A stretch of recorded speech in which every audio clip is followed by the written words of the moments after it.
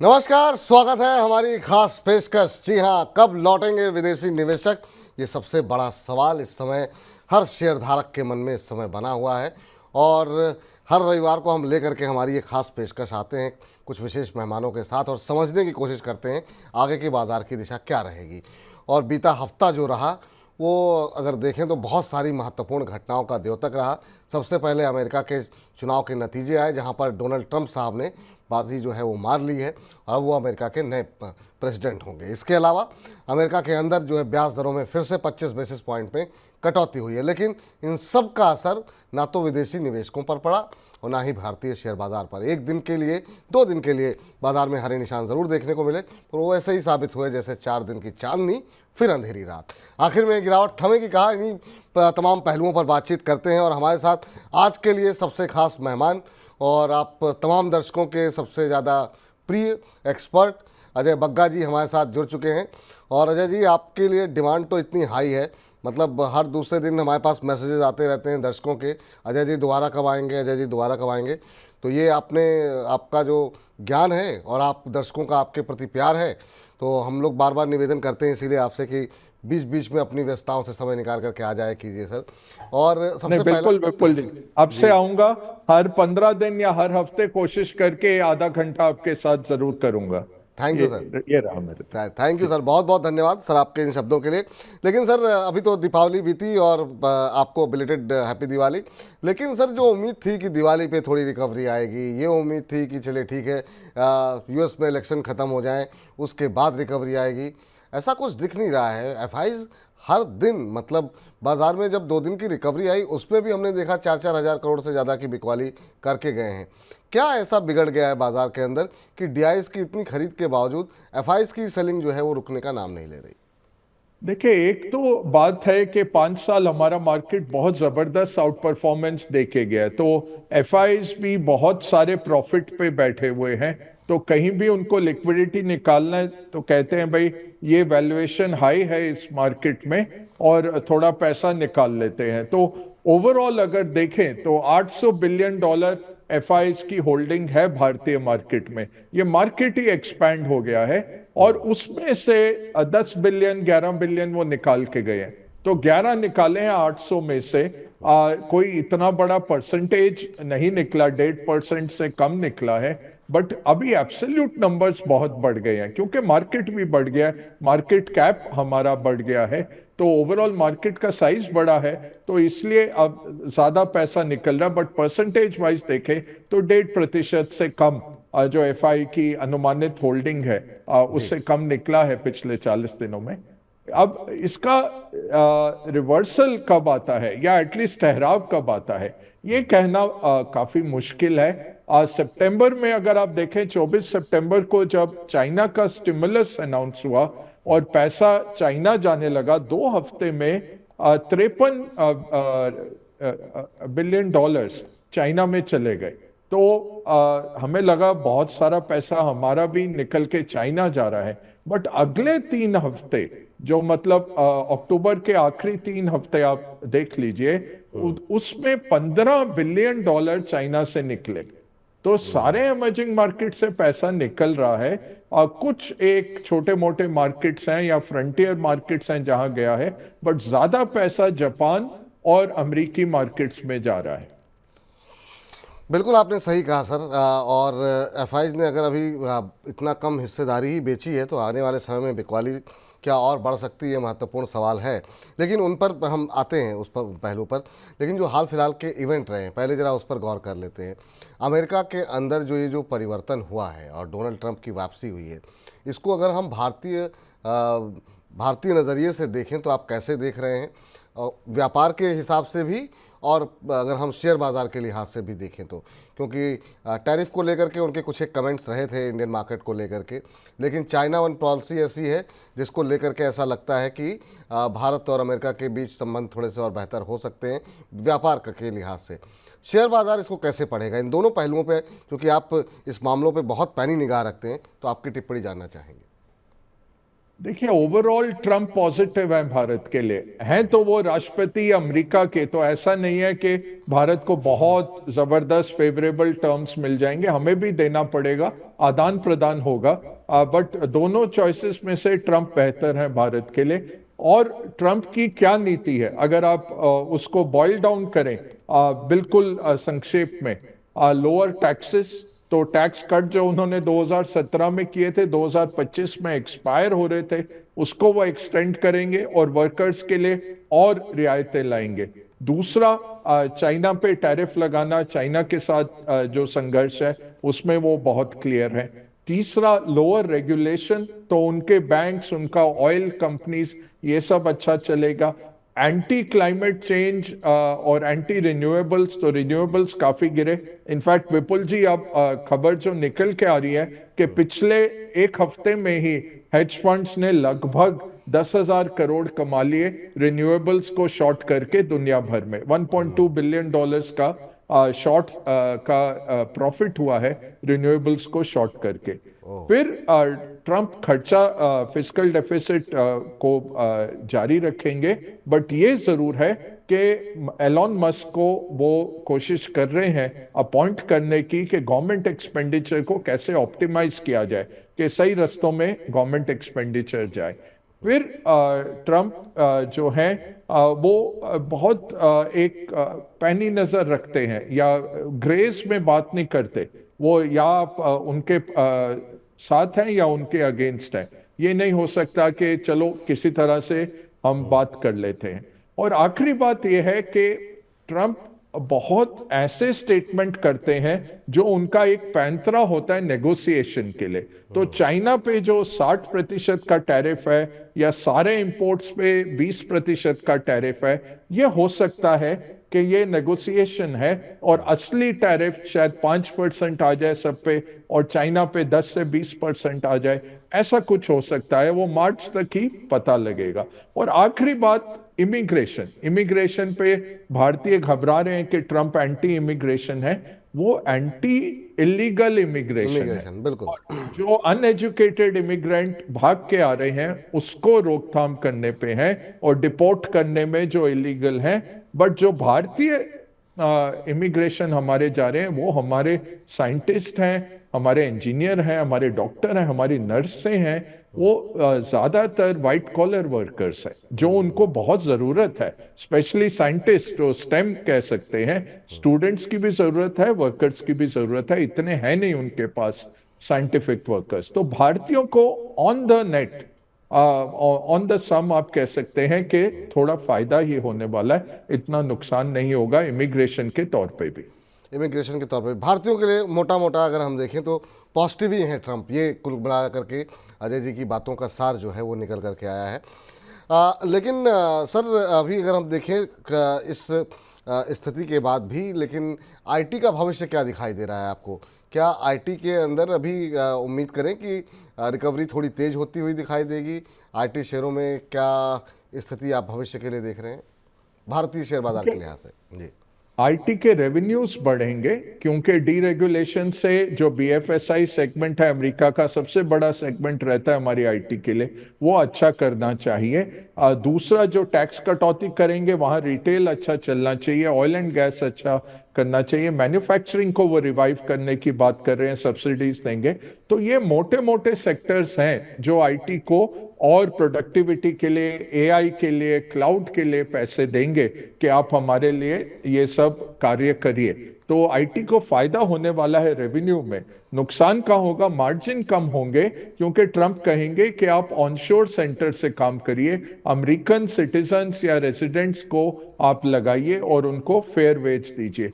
तो मार्जिन पे प्रेशर जरूर आएगा, बट जो उनका पूल है वो एक्सपैंड करेगा, रेवेन्यू का पूल एक्सपैंड करेगा, और कुल एब्सोल्यूट प्रॉफिट बढ़ेगा। तो यहाँ पे आईटी कंपनियां खरीद के बैठना एक साल के नजरिए से एक अच्छा मूव हो सकता है। और टॉप आईटी कंपनियां, विपुल जी, उन्होंने ऑलरेडी ऑनशोर सेंटर काफी खोल लिए हैं। तो हमारी जो बड़ी वाली कंपनियां हैं वो ऑलरेडी नियर शोरिंग में आ चुकी हैं ट्रम्प के पहले कार्यकाल में ही, और काफी उनका ऑनशोर में भी काम हो रहा है। ठीक, तो आईटी कंपनियों के लिए जो है, अगर एक साल सवा साल के नज़रिए के लिहाज से अगर आप निवेश करना चाह रहे हैं तो बिल्कुल आपके पोर्टफोलियो का हिस्सा होना चाहिए, वो आगे चल करके बेहतर कर सकते हैं सर। लेकिन अब जरा लौट करके आते हैं जरा जो अभी घटनाक्रम हुआ कल, जिसमें कि अमेरिका में ब्याज दरों में कटौती हुई है 25 बेसिस पॉइंट की, और कहा यह गया कि रफ्तार अब थोड़ी सी धीमी पड़ेगी क्योंकि बैक टू बैक लगातार हमने दो पॉलिसीज़ में परिवर्तन देखे हैं। क्या भारत के अंदर ये संभावना है कि दिसंबर में रेट कट हो सकता है क्या? क्योंकि ये इसलिए पूछा जा रहा है क्योंकि अभी भी फूड इन्फ्लेशन ऐसा मुद्दा है जो कि हाथ में नहीं आ रहा है। अभी भी किचन की महंगाई लोगों को काफ़ी परेशान कर रही है। तो क्या ये संभावना हो सकती है? बैंक ऑफ इंग्लैंड ने भी रेट घटा दिए, चाइना का में भी हम देख रहे हैं कटौती हो रही है, स्टिमुलस दिया जा रहा है। भारत के अंदर क्या कुछ संभावना है दिसंबर में? बहुत कम संभावना है, क्योंकि परसों ही शक्तिकांत दास साहब ने भी एक एड्रेस देते हुए पब्लिक एड्रेस में कहा कि अगर हम पॉलिसी चेंज आ गया है, न्यूट्रल में आ गए हैं, बट उसका मतलब नहीं है कि हम रेट कट करेंगे, एकोमोडेटिव में नहीं पहुंचे अभी तक। तो बहुत कम संभावना हो गई, अनलेस वो मार्केट को सरप्राइज करना चाहें। और हाथ क्यों बंधे हुए हैं शक्तिकांत दास साहब के, आरबीआई के हाथ क्यों बंधे हुए हैं? एक, आपका रुपी डेप्रिशिएट कर रहा है, और उसका मूलभूत कारण है चाइना का करेंसी। चाइनीज क्या करेंगे? ट्रंप के टैरिफ के साथ आ, आ, आ, आ, अपना जो उनका रिएक्शन होगा चाइनीज का, वो होगा करेंसी को डिप्रिशिएट करना। तो युआन जो है 7.35 भी पहुंच जाएगा, उसमें भी कोई बड़ी बात नहीं है। आप देखेंगे वो डिप्रिशिएट करेंगे। चाइना डिप्रिशिएट करता है तो एक्सपोर्ट कॉम्पिटिटिव रखने के लिए इमर्जिंग मार्केट करेंगे, और उसमें भारत का अभी रुपया गिरेगा। नहीं तो 84 रुपया का जो स्तर था, आरबीआई उसको डिफेंड कर रहा था, वो तोड़ते हुए रुपया निकल गया। तो बहुत मुश्किल हो जाता है ऐसे माहौल में आरबीआई को फिर रेट कट करना। और तो इन्फ्लेशन रही, कमजोर रुपया रहा। तीसरी बात जो आरबीआई के हाथ बांधती है कि डॉलर अपने आप में मजबूत हो रहा है, क्योंकि वहां पे उनका फिस्कल डेफिसिट हाई है, उनके जो यील्ड्स हैं, बॉन्ड यील्ड्स हैं, वो बढ़ रहे हैं। तो हो सकता है अब इतनी तेजी से रेट कट ना कर पाए, तो वो जो डिफरेंशियल भी वो रखते हैं आरबीआई के मॉडल्स में अमेरिकन इंटरेस्ट रेट्स के साथ, अमेरिकन इंटरेस्ट रेट इतना नीचे नहीं जाते कि आपके लिए गुंजाइश हो जाती है बहुत सारे रेट कट करने की। अगले कैलेंडर 2025 में हमें उम्मीद है कि 50 से 75 basis point rate cut RBI करेगा, बट आपको ये अप्रैल तक दिखेगा शुरुआत होते हुए। पहले 3 महीने ट्रंप के आरबीआई वेट एंड वॉच करेगा, और फिर आगे बढ़ेगा और देखता रहेगा कि इन्फ्लेशन के लिए क्या होता है। इसमें जो अच्छा सुनहरा जो हमारे लिए चीज है कि डॉलर के स्ट्रेंथ होने से आपका तेल की कीमतें हमें उम्मीद है कि कम रहेंगी।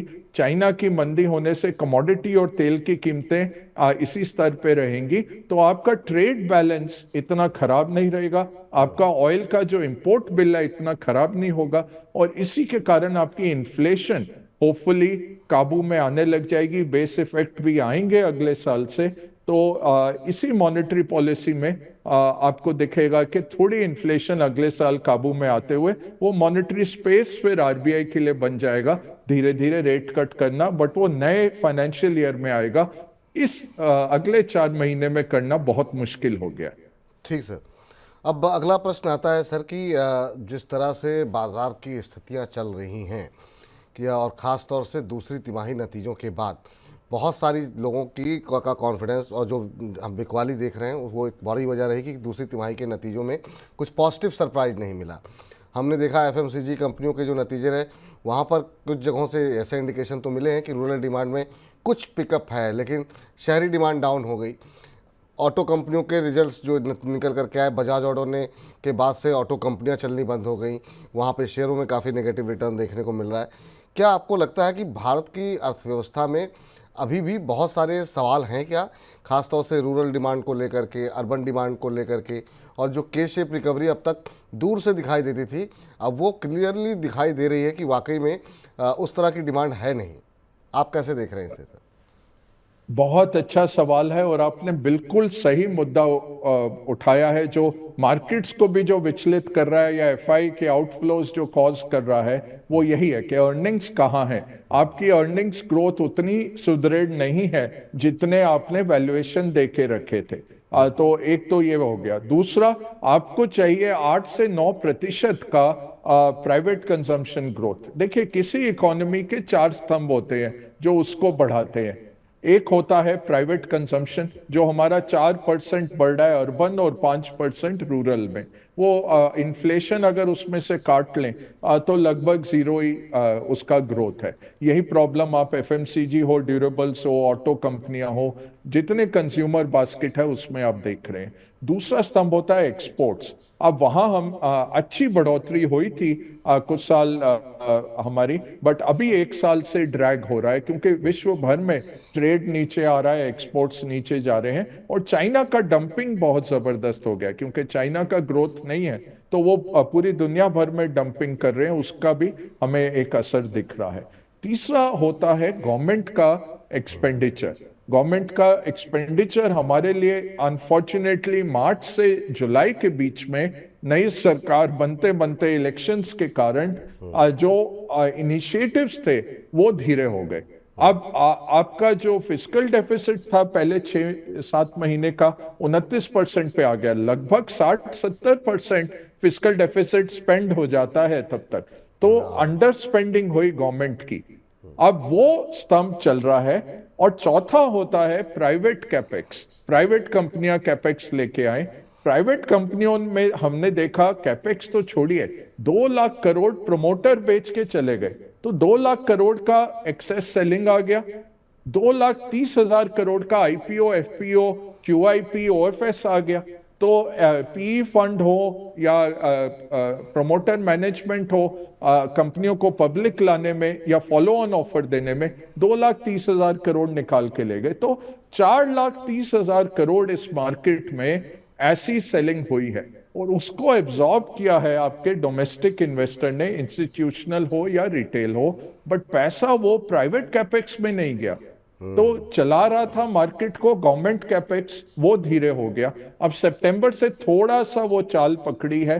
अक्टूबर के आंकड़े आने दीजिए, देखते हैं किस तरह होता है। बट उम्मीद ये है अगले 4-5 महीने में तेजी से ये बढ़ेगा। वो बजट का नंबर 11 लाख करोड़ का तो मीट नहीं होगा। पिछले साल 50,000 करोड़ हमने कम खर्च किए थे। हो सकता है इस साल 2 लाख करोड़ कम खर्च हो इंफ्रास्ट्रक्चर में। वो बहुत बड़ा हो जाता है क्योंकि मल्टीप्लायर जो लगता है उस पर 4 से 6 गुना लगता है। तो वो 2 लाख करोड़ आप मार्केट में इकोनॉमी में डालते हैं, आपका जो जीडीपी इंपैक्ट होता है 8 से 10 लाख करोड़ का आता है। तो उतना आपका संकुचित हो गया इस गवर्नमेंट निवेश के कारण। तो 4 स्तंभ देख लीजिए। प्राइवेट कंजम्पशन धीरे धीरे चल रहा है। एक्सपोर्ट्स में मंदी है। गवर्नमेंट एक्सपेंडिचर अब आ रहा है, उनके पास पैसे हैं। 2 लाख करोड़ ज्यादा टैक्स की रेवेन्यू इकट्ठी हुई है गवर्नमेंट से, बट वो गवर्नमेंट के खजाने में पड़ा है, पैसा लौट के आया नहीं मार्केट में, वो आएगा लौट के। और प्राइवेट कैपेक्स जो रिकवरी अभी भी नहीं है इतनी स्ट्रांग जितनी हमें 25-30% प्राइवेट कैपेक्स चाहिए साल का, वो उतना हमारा हो नहीं रहा है। तो क्या चलाएगा इस मार्केट को? जब ऐसा नहीं चलता तो आप काउंटर साइक्लिकल मेजर लाते हैं, या फिस्कल के या मॉनेटरी के। मॉनेटरी मैंने समझाया, हाथ बंधे हुए हैं। अब फिस्कल को दूरदर्शिता के साथ उतरना पड़ेगा और खर्चा करना पड़ेगा। अब देखते हैं होता है कि नहीं। अभी तक तो कोई ऐसा ट्रेंड आया नहीं कि सरकार खर्चा बढ़ाएगी और कंजम्पशन को हेल्प करेगी आगे बढ़ने में। सर, आपने दो महत्वपूर्ण बातें कही। एक तो सरकारी खर्च की बात की, 2 लाख करोड़ रुपए सरकार के पास पड़े हुए हैं, एक्स्ट्रा हैं। वो तो चलिए आज नहीं तो कल सरकार खर्च कर सकती है या कर देगी। लेकिन प्राइवेट कंजम्पशन वाली जो बात है, प्राइवेट कैपेक्स की बात जो है, वो पिछले 5-7 सालों से परेशान कर रही है। कंपनियां पैसे जुटा भी रही हैं, कंपनियों के पास पैसे हैं, लेकिन वो एक्सपेंशन उस तरीके से नहीं हो रहा है। इसके पीछे क्या क्या उनको लगता है कि उस तरह की डिमांड नहीं है, या इसके पीछे आप क्या कारण? क्योंकि हमने देखा जब हायर वैल्यूएशन मिल रही थी, बहुत सारे प्रमोटर्स ने जो है हायर वैल्यूएशन पे अपने शेयर बेच करके, अपनी हिस्सेदारी बेच करके काफ़ी मुनाफा कमाया। लेकिन वो मुनाफा कंपनी के एक्सपेंशन में लगाते हुए वो लोग नहीं दिखाई दिए, जिसका जिक्र अभी आप कर रहे थे। अभी भी अगर हम देखें, आप कह रहे हैं 2-4 महीनों में हो सकता है सामने देखने को मिलेगा, लेकिन 2-4 बड़ी कंपनियों या पीएसयू कंपनियों को छोड़ दें तो बड़ा अनाउंसमेंट कोई नहीं सुनाई दिया है। तो वो एक बड़ा कंसर्न है क्या आने वाले टाइम के लिए? है और बिल्कुल सही बात कह रहे हैं आप।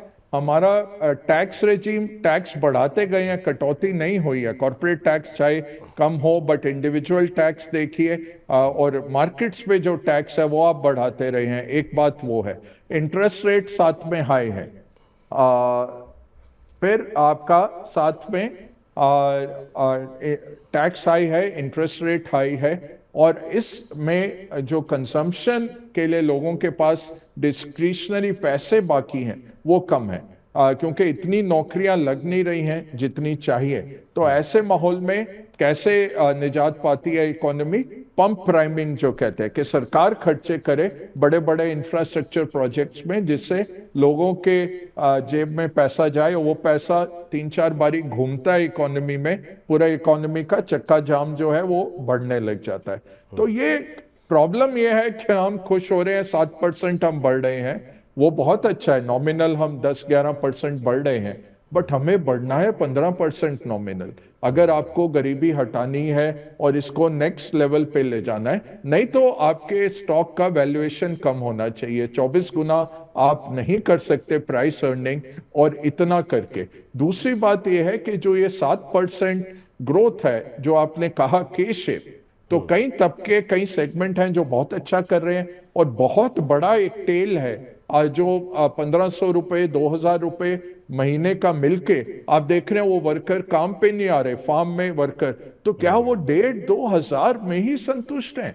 आप सोचिए कितना गरीबी है फिर कई तबकों में, और कितना जरूरत है कि उनको ग्लोबल सप्लाई चेन में एज लेबर लेके आया जाए, जहां वो 25-30-50 हजार कमाए महीने के, और कुछ कंट्रीब्यूट करें, कुछ अपनी बचत करें, और उनका कुछ सुख मिले उनको।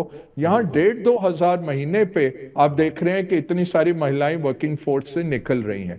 तो ये बहुत चौंकाने वाले आंकड़े हैं, ये 10% इकोनॉमी वाले आंकड़े नहीं है। तो आपको इसको ऐसे देखना, 1% इंडिया फ्रांस है, 20% इंडिया, आप सोच लीजिए ईस्टर्न यूरोप है, 20% इंडोनेशिया है, और उसके 20% कीनिया है, और फिर आखिरी 30% जो है वो सब सहारन अफ्रीका पे बैठा हुआ है, सबसिस्टेंस पे। तो आपको हर तबके के लिए कुछ ना कुछ करना है।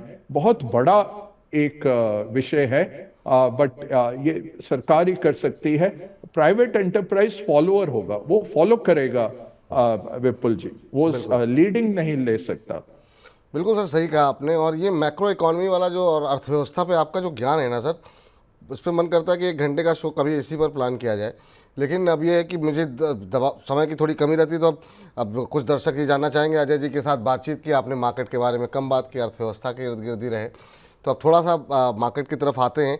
लेकिन ये विषय ऐसा है कि एक अच्छा पॉडकास्ट आपके साथ करने का, देखिए कब समय मिलता है आपको, तो हम लोग एक अच्छा सा पॉडकास्ट किया जाए, क्योंकि ये बड़ा अच्छा विषय है और लोगों को जानकारी होनी चाहिए इस समय कि आखिर में हो क्या रहा है। अब जरा एक सेक्टर को, जी कुछ कह रहे हैं? जी सर। नहीं, जो मैं सिखाता हूँ ना, अगर आप समझ लें, बहुत आसान नुस्खे सिखाता हूँ, फिर आप किसी भी सेक्टर, किसी भी कंपनी को बहुत अच्छी तरह एनालाइज कर लेंगे। 4 स्तंभ बनाइए, कहाँ ये बैठते हैं, वहां पे ग्रोथ है कि नहीं। क्योंकि मैं टॉप डाउन इन्वेस्टर हूँ, मैं मैक्रो इन्वेस्टर हूँ। जो बॉटम अप होते हैं वो हंसते हैं हम पे, या टेक्निकल वाले हंसते हैं कि मैक्रो को कुछ आता नहीं है, बट मैक्रो बहुत जबरदस्त पैसे बनाते हैं। हॉवर्ड मार्क्स हो या पॉल ट्यूडर हो या कोई हो, बहुत जबरदस्त उनके ही पैसे बनते हैं। तो स्टॉक्स मैं बताता हूँ, क्योंकि 2-3 मिनट ही रह गए मेरे पास आज, थोड़ा मेरे से गलती हो गया आपके शेड्यूलिंग में। बट ओवरऑल अभी मुश्किल है, हमारा मार्केट थोड़े संकट में है, और यहाँ से उभरना इतना आसान नहीं रहेगा। तो नया पैसा आप होल्ड कर सकते हैं, जो एसआईपी लगा रहे हैं वो तो करते रहिए, कोई ऐसे प्रिडिक्ट नहीं कर सकता। कल को सरकार घोषणा कर दे, काफी मीटिंग्स हो रही हैं सरकार की, ट्रंप को लेके भी, और नए इनिशिएटिव्स को लेके, कुछ आ जाए मार्केट भाग जाए, फिर आप बोलेंगे गलत बोले। तो जो आप रेगुलर कर रहे हैं करते रहिए, जो इन्वेस्टेड हैं वो बने रहिए, बट मुझे लगता है कि फरवरी मार्च से पहले एफआईज का रिवर्सल आना मुश्किल है, और उसका मूलभूत कारण है 21 जनवरी को ट्रंप इनॉग्रेट होंगे, फिर वो नया चाल उनकी आएगी, और फरवरी मार्च तक एक रिलीफ आएगा दुनिया को कि अच्छा इतना ये करने वाले हैं अगले 4 साल में, थोड़ा सा आइडिया आ जाएगा, उनकी टीम बन जाएगी, और फिर हम देख सकते हैं कि मार्केट भागे। अब मैं सोच रहा हूँ फरवरी मार्च मार्केट पहले भागता है तो दो बहुत इंपॉर्टेंट पड़ाव रहेंगे। एक क्रिसमस, जो हम कहते हैं सांता क्लॉज रैली, क्रिसमस के जाते हुए नॉर्मली हम देखते हैं एक रैली आती है, फंड मैनेजर्स ट्राई करते हैं उठाना मार्केट को, और दूसरा रहता है जनवरी इफेक्ट कि नया जनवरी आया, नया साल आया, एलोकेशन आएंगे, तो क्या जनवरी इफेक्ट आएगा। ये दोनों पड़ाव रहते हैं, बट इनके सामने ट्रंप खड़े हैं, और 21 जनवरी को ट्रंप है। अब ये है कि अगर वो दिसंबर में अनाउंस कर दे कि भाई जॉन पॉल्सन मेरा फाइनेंस मिनिस्टर आ रहा है, एलोन मस्क मेरा एक्सपेंडिचर हेड आ रहा है, इस तरह के अनाउंसमेंट आ जाएं जो मार्केट को भाए, तो हो सकता है इमर्जिंग मार्केट्स भी भाग जाए। बट अभी पैसा अमेरिका और जापान में जा रहा है, इमर्जिंग मार्केट से निकल के आ रहा है, तो टाइम नहीं है अभी हमें उधर से कुछ बेनिफिट मिलने का। सेक्टर क्या चलेंगे, बैंक्स अच्छा करेंगे, 1 साल के नजरिए से आपको खरीदना है, आईटी खरीदिए, बैंक्स खरीदिए, एफएमसीजी खरीदिए, क्योंकि पिछड़ गए हैं और सब बोल रहे हैं भाई कंजम्पशन नहीं है, कंजम्पशन नहीं है, वो आ जाएगी। सरकार का खर्चा जैसे आता है आप देखेंगे एफएमसीजी रिकवरी होगी, ड्यूरेबल्स की रिकवरी होगी, रूरल इकोनॉमी बेटर करेगी तो टू व्हीलर बेटर करेंगे, पैसेंजर कार्स के सामने कमोडिटी अच्छा नहीं करेगा, चीन नीचे है, कमोडिटी के लिए मुश्किल रहेगी, तेल के लिए भी मुश्किल है। अगले साल रिफाइनरीज बंद होंगी तो ये ग्रॉस रिफाइनरिंग मार्जिन बढ़ेंगे, बट वो 3 से 6 महीने की बात है, अभी ज्यादा गुंजाइश नहीं है। एनर्जी या यूटिलिटी जो जो चल गया, रिन्यूएबल्स में ट्रंप काटेंगे ऑर्डर्स, तो हमारे जो एक्सपोर्टर थे रिन्यूएबल सोलर वगैरह जो भेज रहे थे अमेरिका को, उनको हानि हो सकती है, विंड वालों को, तो रिन्यूएबल से अभी दूर रहिए जब तक मार्च की क्लैरिटी ना आ जाए। इतना ठीक ही है। कहूंगा, अभी अगले हफ्ते फिर आ जाऊंगा। चलिए अगले हफ्ते आप आ जाइए। चलते चलते एक लाइन अगर पीएसयू में बोल दें, सवाल बहुत आते हैं सर हमारे पास कि क्या करेंगे डिफेंस, रेलवे। रेलवे के 2 रिजल्ट आए, दोनों ही ने निराश किया आरवीएनएल इरकॉन के, तो अभी क्या कुछ संभावना है? एक लाइन में अगर आप उत्तर दे सके तो।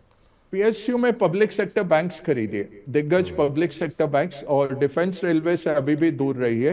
पावर यूटिलिटी कोयले वाली कंपनियां जो हैं वो अच्छा करेंगी, तो ऑयल गैस कोल वगैरह ट्रंप भी अच्छे हैं, और भारत ने तो ऑलरेडी नए नए कोल और ऑयल के आगाज किए हैं इनिशिएटिव्स।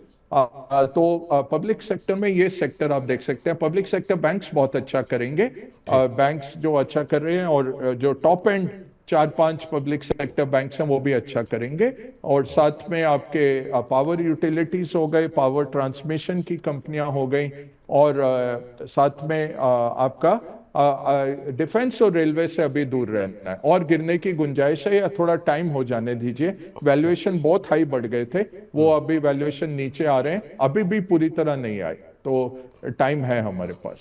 ठीक है सर। अजय सर बहुत बहुत शुक्रिया, बहुत बहुत धन्यवाद आपका जो है अपना महत्वपूर्ण समय देने के लिए, और उम्मीद करते हैं कि अब आप जल्दी जल्दी आया करेंगे ताकि जो सवाल हैं वो बच जाते हैं बहुत ज़्यादा हमारे पास। चलिए, थैंक यू सर, बहुत बहुत धन्यवाद आपका। अगले हफ्ते 1 घंटे का शो कर लेंगे, मैं टाइम दूंगा। आज थोड़ा सा प्रॉब्लम हो गया मेरा, इस हफ्ते मैंने 25 से ज्यादा शो किए, अभी मैं भी थक चुका हूँ बिल्कुल। नहीं नहीं नहीं, ठीक, आप रेस्ट कीजिए सर। Thank you sir. आखिरी शो करने जा रहा हूँ अभी 1.5 घंटे का, एक एफआईज के साथ। अच्छा सर, नहीं नहीं, बिल्कुल बिल्कुल सर, बहुत बहुत शुक्रिया sir, thank you sir, thank you अपना महत्वपूर्ण समय देने के लिए। तो अब कार्यक्रम को यहाँ पर समाप्त करने का वक्त आ गया है। जो महत्वपूर्ण बातें आज की इस चर्चा का जो सार निकल के आया है वो ये है कि अभी के लिए फ़िलहाल मार्च अप्रैल तक ऐसा कहना मुश्किल है कि एफआईज जो है उनकी वापसी थोड़ी सी मुश्किल लग रही है, और ये हो सकता है दिसंबर में या जनवरी में थोड़ी थोड़ी ख़रीदारी एफआईज़ की तरफ से हो, लेकिन मेन जो होगा वापसी एफआईज़ की वो मार्च अप्रैल फरवरी मार्च के बाद ही आती हुई दिखाई देगी। इसके अलावा बैंक, आईटी, एफएमसीजी सेक्टर ऐसे हैं जिनमें आप खरीदारी करके चल सकते हैं। कमोडिटी और तेल गैस शेयरों से अजय जी का मानना है कि दूर रहें, रिन्यूएबल एनर्जी शेयरों से दूर रहें, लेकिन हाँ पीएसयू बैंक्स ऐसे हैं जहाँ पर उनको संभावनाएं दिखाई दे रही हैं, वहाँ पर लंबी अवधि के लिए 1 साल के नज़रिए के लिहाज से आप निवेश करके चल सकते हैं। पावर क्षेत्रों से डिफेंस में के अंदर जो है वो थोड़ा दूरी बना के रेलवे और डिफेंस से दूरी बनाने की सलाह ही अभी दी जा रही है। तो हमारी इस खास पेशकश को यहीं समेटते हैं, और डिटेल में अगर आप बातचीत करनी है आपको और कोई सवाल है शेयर बाज़ार से जुड़ा हुआ, को आपके पास कोई शेयर है नहीं समझ में आ रहा है, तो सोमवार से शुक्रवार दोपहर 1 बजे जुड़ जाइए हमारे साथ। मुझको फ़िलहाल के लिए इजाज़त दे दीजिए। फ़िलहाल के लिए नमस्कार।